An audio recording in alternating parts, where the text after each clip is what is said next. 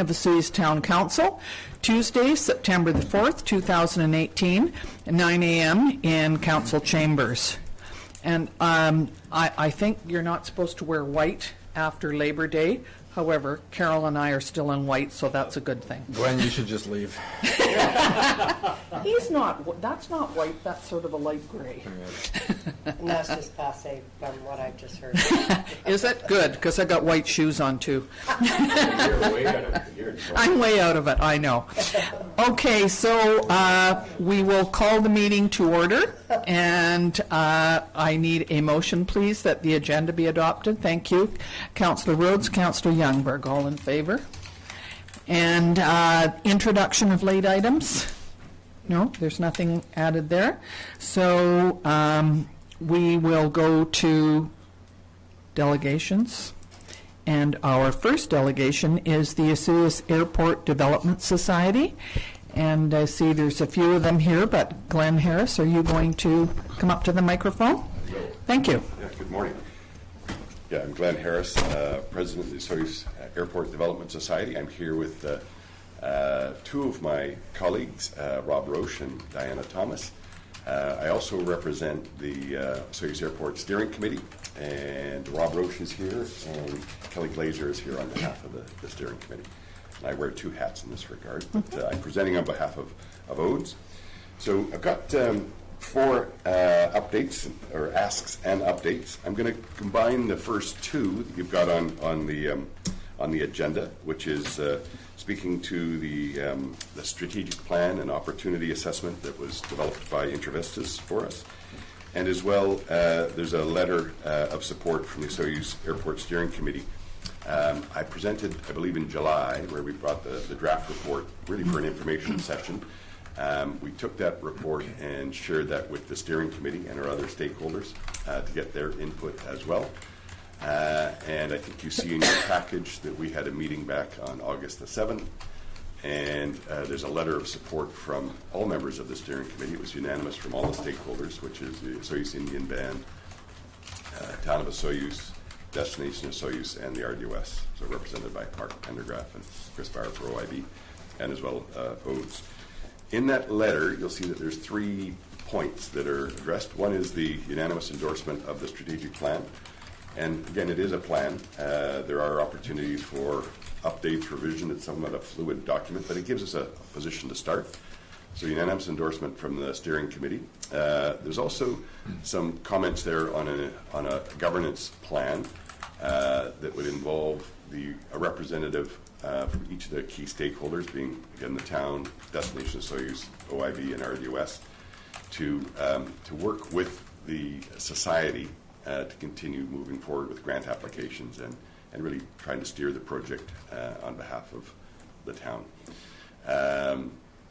And in that, we're suggesting that like some of the other models you have in town now, including Destination Osoyoos, some of these stakeholders would be non-voting, more for information purposes. So this is one of the models that was identified in the Intravistas report, and it's certainly a model that the steering committee endorses, and I can tell you that ODES would endorse that as well.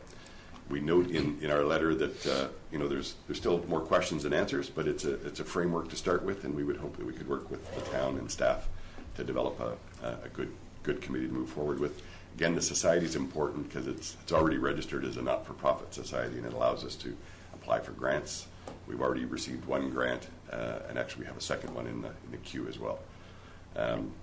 And so the third point on there is really just a request as well, and I can read the wording, but it's a suggestion that a representative be appointed annually from Osoyoos Town Council, Regional District, and Osoyoos Indian Band.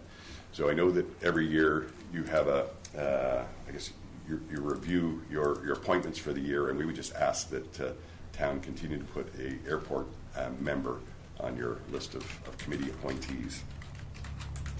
So with that in mind, that's an update on the letter that we presented in the package, and as well as the final report from Intravistas, and I can assure you it's the same one that we presented 4 or 5 weeks ago.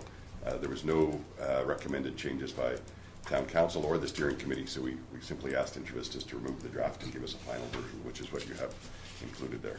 So ultimately, and certainly, I'll make a couple of points and open up for discussion if there's any other questions on that. I guess my third point for the morning would be this handout that we just sent out. It's really an update on the first BC Air Access grant that we were awarded. And again, it's $80,000 is what the grant award was. 75% of that, or 60 grand, comes from the province, and the other 25%, or $20,000, is to come from the stakeholders. And we've just given you a little summary on I guess, the source of funds and the use of funds. And you'll see that it adds up to 84,000 rather than the 80. That's because both ODES and Destination Osoyoos put in a little bit more money.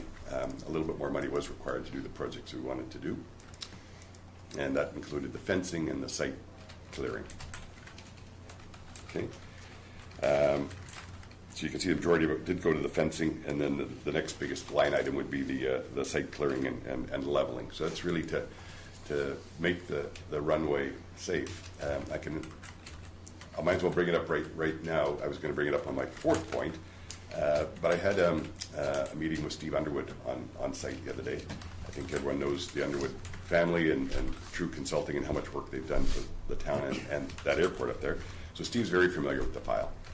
And given that we have this next grant application in the queue, which involves both runway extension funding as well as apron expansion funding, I wanted to get Steve to look at these projects, because ultimately we need design and we need formal budget, and obviously we need to work with the town, and I think the town is comfortable working with True, so we felt it appropriate that we get them involved.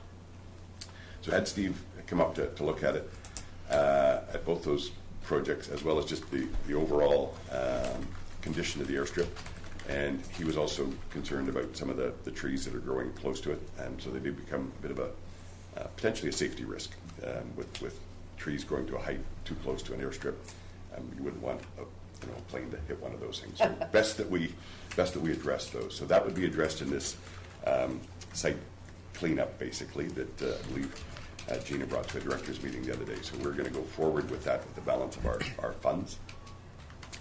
So that's why it says to be completed by September 23rd. We actually have to the end of the month to finish off using the grant funds. So on the back of this, it's a 2-pager. You've got some pictures of the fencing that is there. I think we all know that there's a little bit of fencing towards the south end that still needs to be addressed, but the majority of the fencing along the front face for security is in place. There's also some signage that had to be put up. The town, we just mirrored what the town already has for some of its kind of no trespassing, airport property, no trespassing. Violators will be prosecuted, so we got 5 more of those signs. And then you've got the color version. I'm looking at the black and white version, but it shows you kind of the area of site cleanup that is required. It's a lot of the low-lying brush, and there's some uneven parts there that need to be smoothed out. And there's also a few identified spots where there's trees that are just at too high a height currently for safety. So we can take care of all of those things. So on the fourth point, this speaks to kind of a part of the next steps. If we're going to go forward with the runway extension that I showed Steve and we've discussed here before, and it's in the Intervista's report, I was pleased to see that all the work that Bob Knight had done in the past, where he has put all those rocks that extend to the south of the current runway, that is the 500 feet. So there's no additional, big earthworks required to achieve that goal. It's obviously engineering, some geotechnical work to make sure that soils are geotechnically supportive of runway extension, but no major earthworks are required. If we could flip that up a little bit, I just wanted to point out 3 sites that are on this map here. I get that one. That's as best as this. Oh. Yeah, sorry. No worries. All right then. There are 3 sites that really aren't marked on this particular plan, but I wanted. I'm sorry, I'm just. Yeah. Yeah, it won't. It won't do it? No. It cuts off. I don't know why. See, this is far down. Rats, that's the one I wanted to show you. Never mind. We've got it.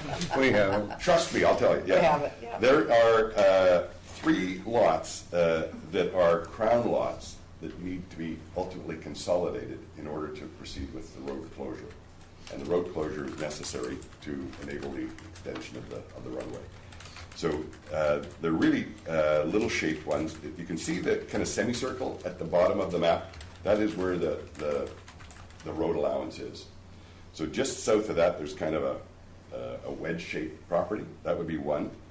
Then there's a real small one that is just on the other side of the road allowance. And then there's a bigger, also kind of funny-shaped lot. Those are the 3 lots that are crown lots that ultimately should be consolidated with the airport lands. And if that was the case, then they'd be all one lot. Currently, they are 3 separate lots, and MOTI won't allow a road closure if you're landlocked other properties. So if they're consolidated, they're not landlocked. So our ask would be, and I know the town has already done some research on this, I would ask that the mayor and council ask staff to continue on with investigation of these 3 lots and explore consolidation of those lots so that we could then follow through with the formal request for road closure. So that's a summary of the 4 points in terms of asks and updates. Thank you very much. You're welcome.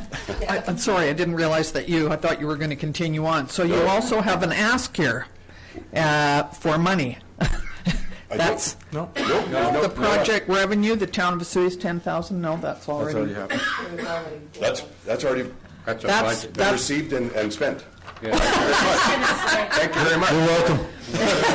This is more of an update of what has been done already. Okay, And sorry, my I point- was mixed up. I thought you were requiring more, No, and that was my why. apologies. Okay. This was a Don't give report them on what ideas. has been Oh, spent. don't give them ideas? Okay. That's it. And the 4th point was kind of a request so that we can get to the next point, Okay. which would be the airport expansion. So the fencing and clearing is already funded Okay, and virtually all done. thank you. I understand that there was a concern with some of the fencing, but have addressed that, and staff, you've been talking to We've staff? been talking with staff, Okay. and this consolidation that we're talking about right here, this request on point number 4 of our letter, where we would look to consolidate those 3 kind of Yes. individual lots into one, that would then enable us as a group to go back to the Crown and say, we would like to continue fencing on your property. At the moment, I can appreciate the challenges. That fencing goes on to property which is Crown-owned, not necessarily Okay. town-owned, and so therefore, you can't really give permission to put fencing on that property. No. So Okay. we've stopped where the airport extends to, and then we'll continue on with the group once we get the consolidation done. Thank you very much. Councillor Campbell. Thank you, Mayor McCordoff. Glenn, I know I do this to you regularly, but I'm going to do it again just because we are on Granicus. And I know not everybody that's watching or listening has read the entire Intervista's report and probably won't. When the public or when the residents of the town hear about airport and airport expansion, the concern that comes up always is big money, taxpayer money, et cetera. Looking at the Intervista's plan, there's a lot of components to it. I wonder if you could just briefly speak to the methodical approach that will be taken from the society in moving the airport forward, and not to create angst that we're building a massive runway moving forward, that we're going to fly Taxes are big jet going up. planes. I can So- assure all listeners that there is not an expectation or desire to see WestJet and Air Canada landing in Osoyoos. What I'd like to be able to do, our group and our stakeholders, we'd like to promote air access into this community so that charter flights could come in. And again, I represent Watermark as well, and we are one of the major resort properties in town, and we rely on business travel and on banquet business, and we'd certainly like to do more of that in the off-season. And to get folks here, they need air access.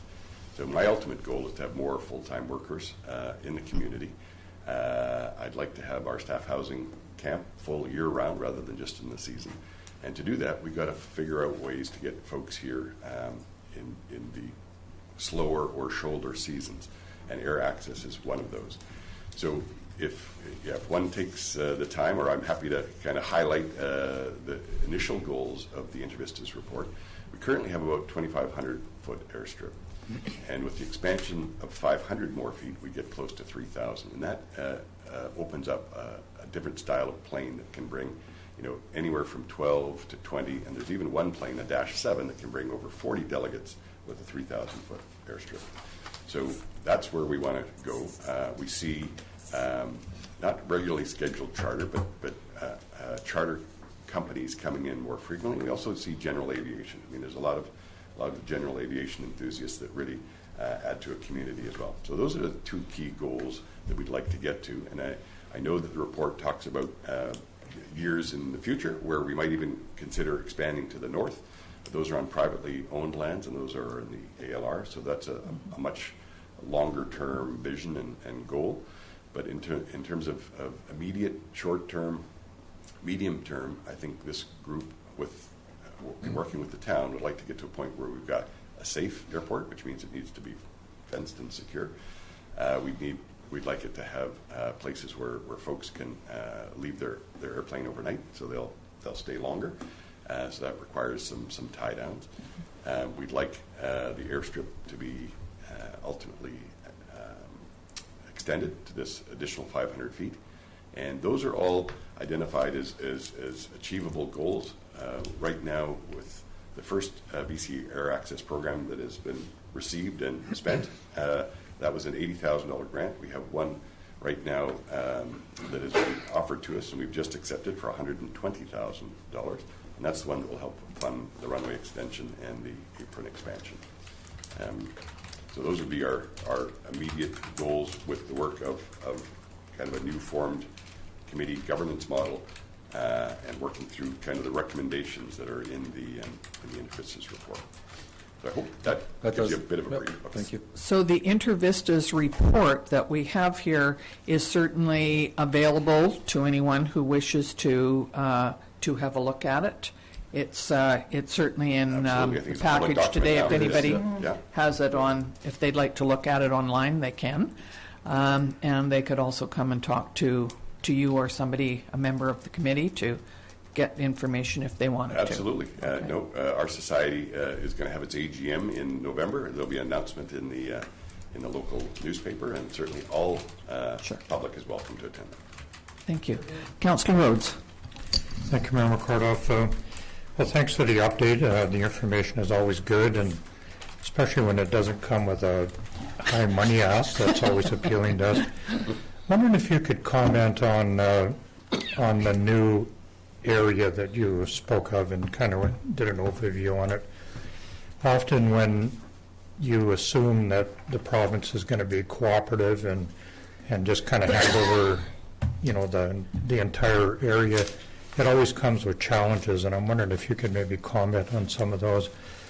I have a memory of that area having some natural plant growth in there that's kind of protected by the province and that kind of thing, and I'm wondering if you could just comment on some of the challenges that we might run up against in that area. Sure.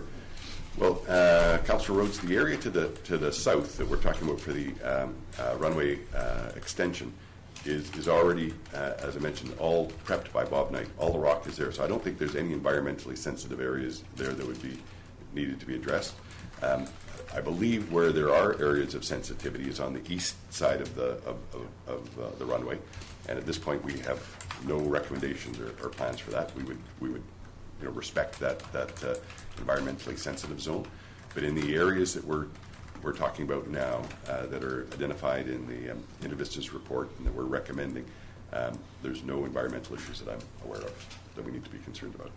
That area has already, as I say, been prepped by Bob Knight and his team some years ago. Okay. Thank you. Is there anyone else who has anything they'd like to? Mr. Menko. Just a quick question. I was wondering if you've had any luck approaching your neighbors at the airport and asking them for a contribution to your fence. That would be something I'd ask Diana to respond to. We have made some asks. I don't think we have any checks in hand at the moment, Okay. but we're certainly not afraid to ask. Is there anything, Diana, that you can add to that? We have one of our society members who has contacts with the property owners, and so they're in the midst of making a more formal ask than what we've asked. Okay, so just for public information, there is an ask in process with the neighbors. With both neighbors. To contribute towards the fencing. Thank you. Absolutely. Thank you. Councillor Youngberg? Yes, thanks. Thanks for the update. It's great to see that there is no more of an ask to us, and I'm just congratulating you on this aspect of things, because you're proceeding with continual grant money, and I think the cooperation of the town is important for improving the economic base of Osoyoos, and also like to see the airport available for recent maybe firefighting planes that could have been landing here. But anyways, and we do see some activity going on up there, and also have got different input from people that looking forward to the tie down so that they can overnight here. Correct. So good work and good luck on everything you're trying to accomplish. Thank you very much. Appreciate the support. Just also add that I think the BC Air Access Program likes our community. As I say, this latest grant came out of the blue. This was a, I think I've shared with this committee before, or council, sorry, that we applied for 4 grants initially. One was approved, which was the $80,000 one for the fencing, the security fencing and safety, and those were things that the BC Air Access Program was keen to support. We also had made a runway extension application and an apron expansion application, both of which in the first rounds were denied. They just didn't have enough funds to go around. But it was subsequent, about 10 weeks ago now, when the BC Air Access Program phoned me up, said we've got some excess money, and those projects that you'd applied for, we'd like to provide you with those funds. And I've since been on a couple of workshop kind of phone-in workshops with BC Air Access, and as I say, our community is on the map, and hopefully that bodes well for additional grant funding as well. Well, thank you very much for this update and for keeping us informed, and you and your committee seem to be very well organized to deal with all of this. So good luck with applying for these and continuing your work on this. Thank you very much to all of you for coming. Thanks very much. Thank you. Mm. Do you want to receive for information? Yes. So there are asks here that would involve staff time and resources, and I would ask for some council direction, either to deny the request to work with the group to further this project, or alternatively request a staff report that enables council to review the request for airport parcel consolidation and recommended governance model for the airport operations. Thank you. So, Right. thank you. You're recommending it? I'd And like second. Well, I was going to say, do Go you want ahead. that as 2 separate motions? No, that would be one motion. Just a matter of if council is going to want to follow through with the request to review the situation on the consolidation of the parcels. Right. I would make that motion, but I'd like to see the wording in the other part of the ask that this next mayor and council add to the appointee list an appointee to the airport steering committee.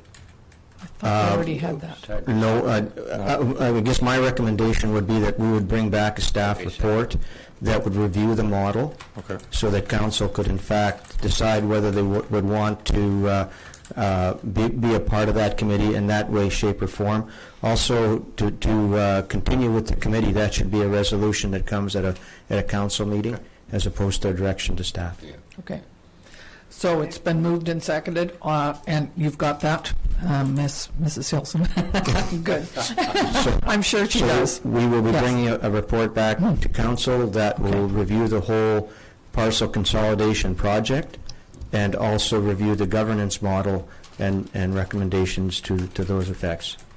Okay? Correct. I can't promise that it'll be next meeting, but it will be put on our work priority list. It looks like it was recommended over the next couple of months, so I think we may even wish to, because elections are in a month, that we may need to hold off, but we'll see. Whatever work can be done will be. Okay. Okay?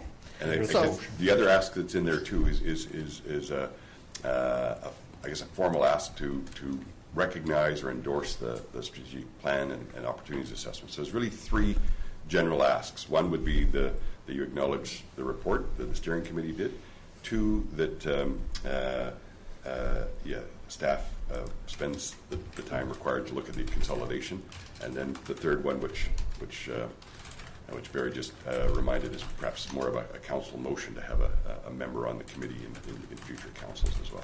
Would those all be included in the So we motion that we will have? bring back a report, a separate report that will bring back the InterVista report, and if council would accept it. Basically, these reports are accepted for recommendation, recommended for information. Yes. Yeah. Perfect. Okay, so we've got it moved and seconded. We do have a motion? Yeah. And Could we hear the motion, Oh. please?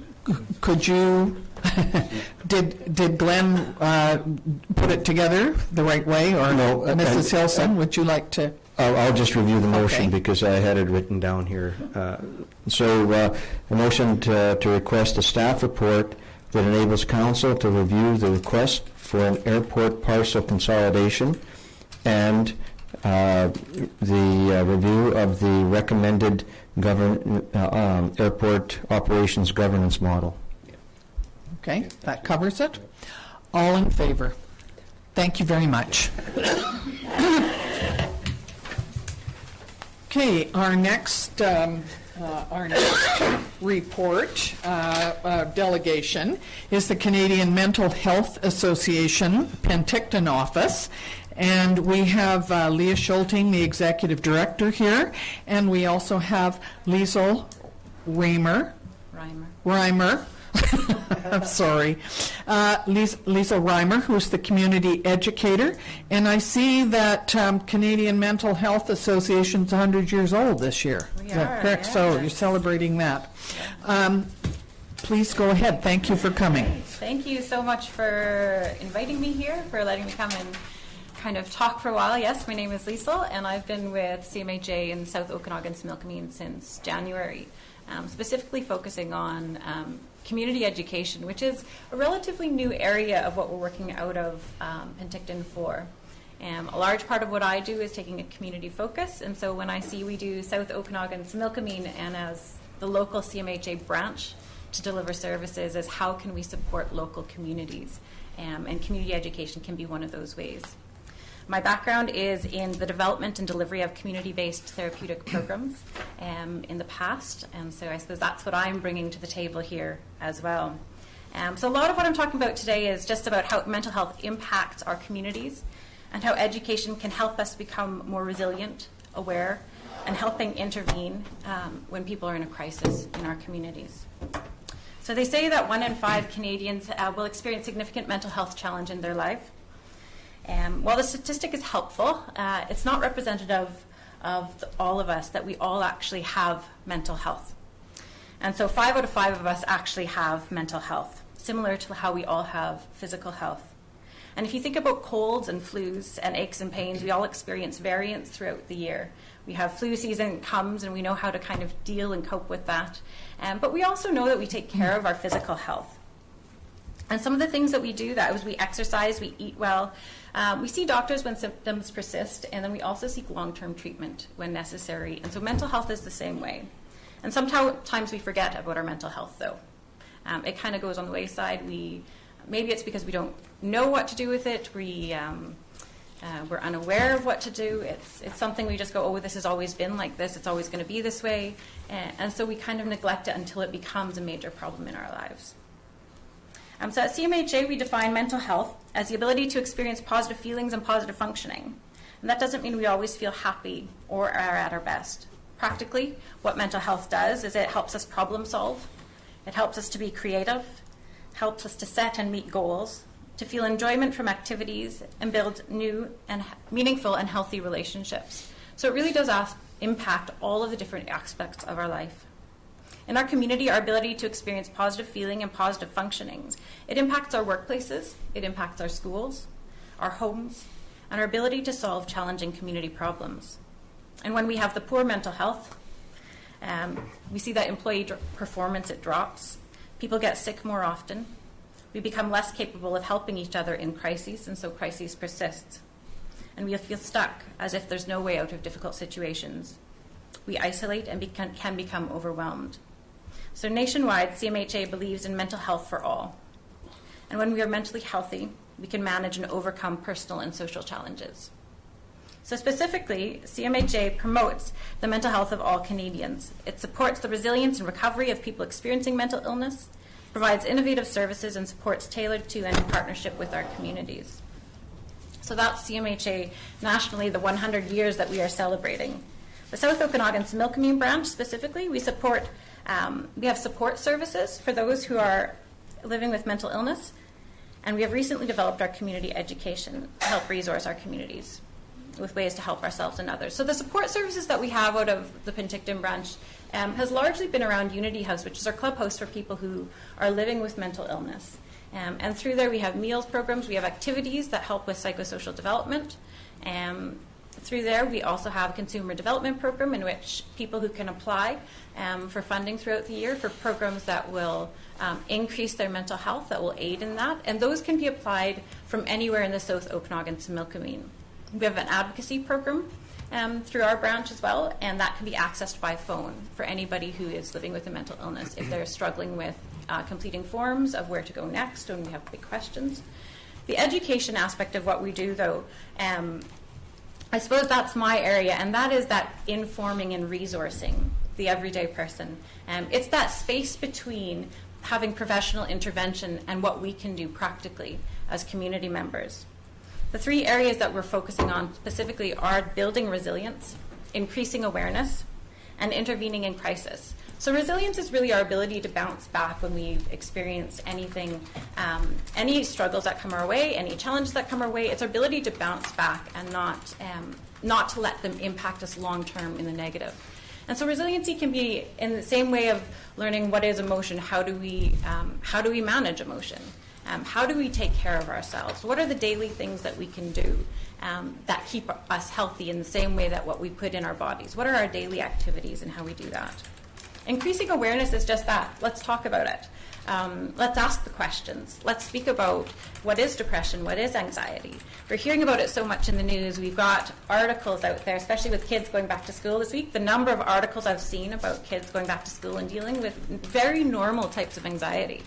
And then you've got increased levels of anxiety for others. So how do we deal with that in our families?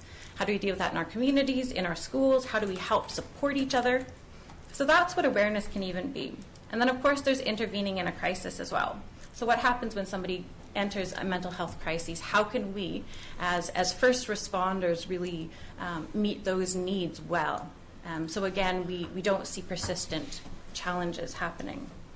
So in there are some of the questions we can answer is, how do we create environments that help our youth have positive mental health? How do we do that? We can answer that through some of our programs. How do we create mentally healthy workplaces? We don't want to see where people are taking off sick leave because of mental health challenges as well. It's one of the biggest impactors of people taking leave from work. So how do we change that? And if we have any questions about, I'm not sure where mental health fits in our workplace, this is probably a good indicator of maybe we need to learn something about what is the impact of mental health in our workplaces, in our schools, in our communities. We can answer what is the difference between mental health and mental illness. You know, so we all have mental health, but we don't all have mental illness, and where do those fit together? And we can still have mental health even if we have mental illness. Also about how does somebody get help? I think that's one thing that I've often had people ask is how do we get help with our young people? How do they know how much to intervene with their friends, and so they don't carry the whole burden on their shoulders themselves? How do we know if it's more than just a bad day? At what stage do we know it's more than just a bad day? And where do we go? And recognizing in here as well that we do have huge gaps within our system that we may or may not be able to do anything about from the CMHA standpoint right here, right now. But certainly from the work that I've done in communities, I know that the impact that community members can have on the health of the whole is huge when we do that. So yeah, some of the programs that we offer, we have Living Life to the Full, which is a national program. It's a 12-hour course. It's to help people gain skills to deal with mild to moderate depression and anxiety.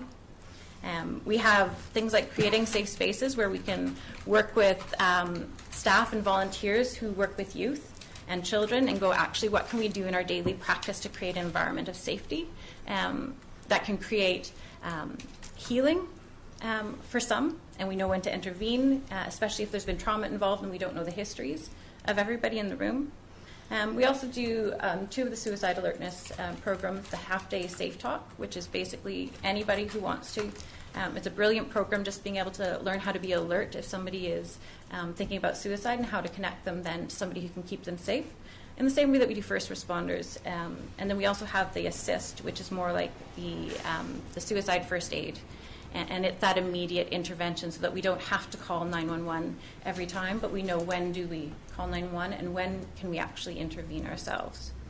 So those are some of the programs that we're offering. Different ways that you can access programs is booking training for school, community groups, workplaces.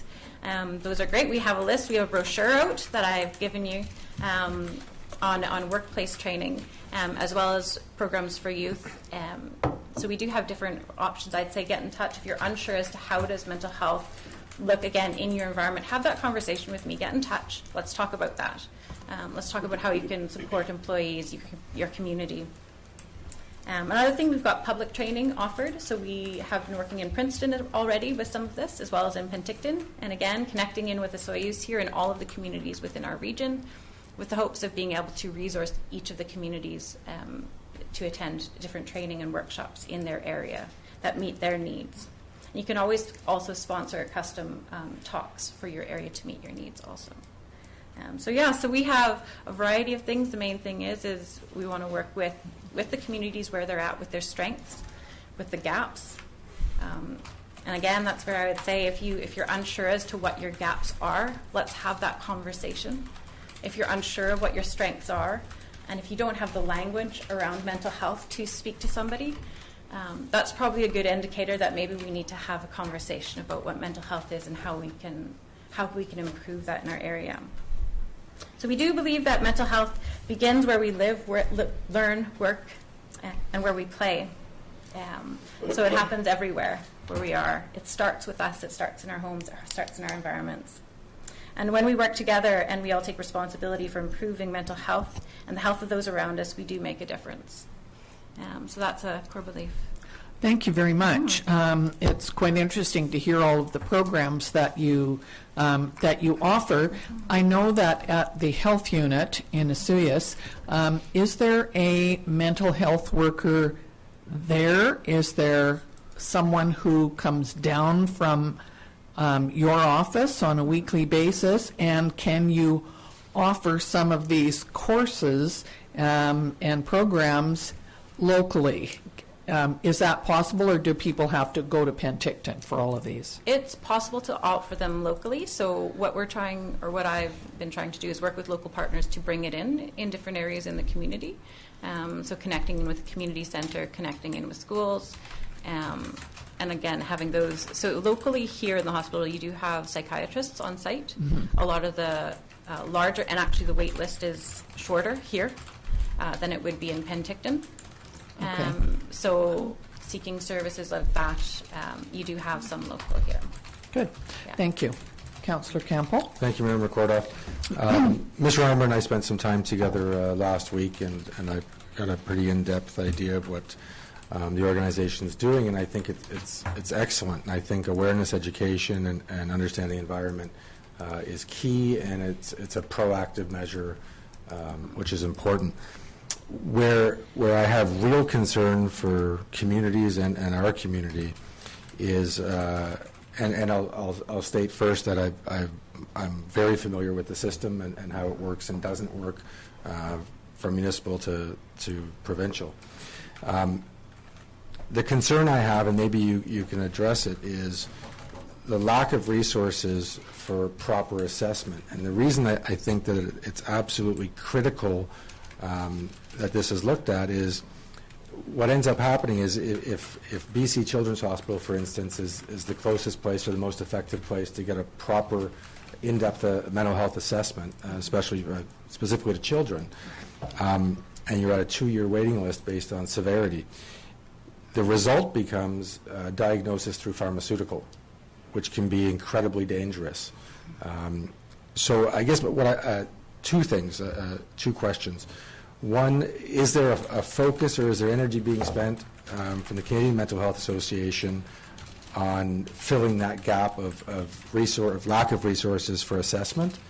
And the second part to that question would be, if somebody is dealing with a crisis with a child, mental health crisis, at night in a town like Osoyoos, what do they do?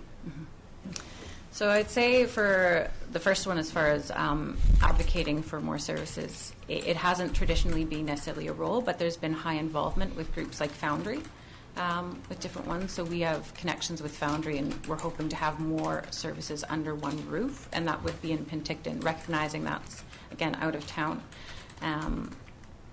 Traditionally, CMHA's role hasn't been to bring in psychiatrists or professionals to do the assessments. But it's certainly something that we advocate for, and early intervention and as much as possible. So if I could just add, so the reality right now is there's no mental health resources for children at the Oliver Hospital. Yeah. Penticton, no. Kelowna has 6 beds, I understand, for adolescent. Yeah. So that's 12 and up. Yeah. So under 12, there is nowhere to take your child right Yes. now if you live somewhere like Osoyoos. Yeah, yeah, and that is we're very under-resourced regarding professional services, absolutely. The reason I bring that up is when we look at other societal challenges, like drug addiction, alcoholism, and something we're experiencing now, which is high crime due to some of the issues I just mentioned. Where I get frustrated is with provincial organizations or organizations that don't see that early intervention and assessment as crisis, because the money is being spent at some point, whether it's through drug addiction treatment centers. The province throws financial resources at all of these things, when again, when you look at some root cause, I would hope that there is much more energy and advocacy spent on the crisis aspect and the assessment process. Yes, yeah. Thank you. Councillor Youngberg. Thank you. Good report. Very concerned about this issue, because we do have a crisis in our community, as far as I'm concerned, in the schools. And we have, I belong to a committee that has been looking at it, and I'm sure has been in touch with you. But I just don't know who your advocate would be on a provincial level to continue the pressure for the initial intervention at a crisis level, so that the individuals are assessed very, very early in life.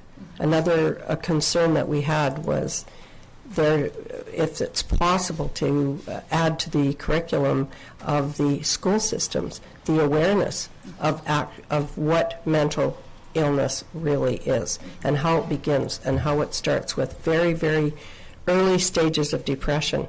And that area doesn't seem to be addressed, as Councillor Campo has mentioned. And we just would really love to see your organization become heavily involved with the provincial government, put lots of pressure on those ministers to try and get more funding and more resources, because I know that everyone in your area and in your capacity is overworked.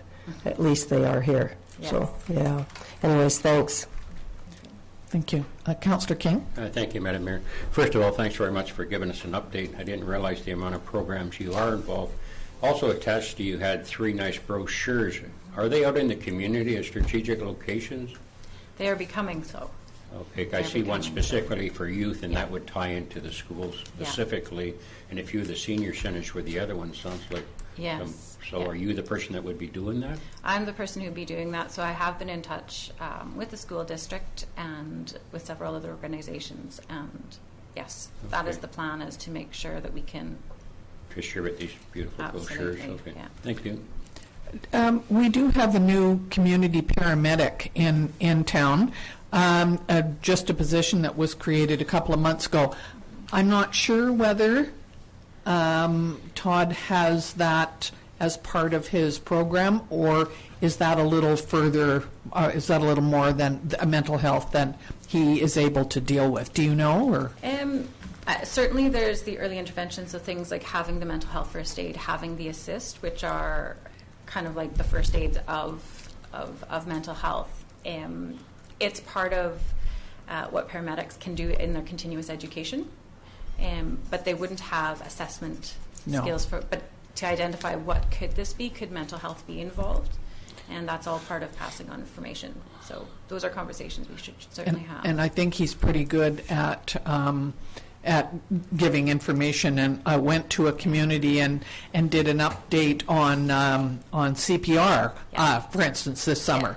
So it sounds like he's kind of trying to find his way and figure out where the needs are. Might be worth including him in discussions about things that, because he is local. Absolutely. And I taught him in grade 1.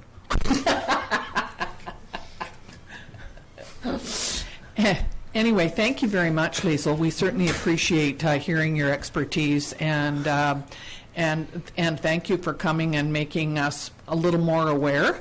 And I was just telling Liesl that in today's province, there's an article about mental health, students at the universities dealing with it as well. So it seems to be certainly on everybody's radar. Absolutely. And we appreciate hearing from you, and please let us know at any time. We would like to continue to be involved with healthcare, which is, of course, what we're doing right now. We're doing we have a contractor doing a study on the health issues of our whole area. So we're certainly keeping that in the back of our mind. And just what I was saying, and to take that a little further, and if there's anything we can do to help, as far as whether it's connecting with the schools, anything we can do to support getting that information out for the proactive nature of the programs you're doing now, which I think are incredibly important. Yeah, thank you. No, yeah, I think that's critical. The more people know, the more we can do things. Thank you so much. That's right. Thank you very much. That's the awareness. So there's nothing else on the agenda? All right, so could we have a motion to adjourn the meeting, please? Councillor King, Councillor Campbell, all in favor. Thank you very much, everybody.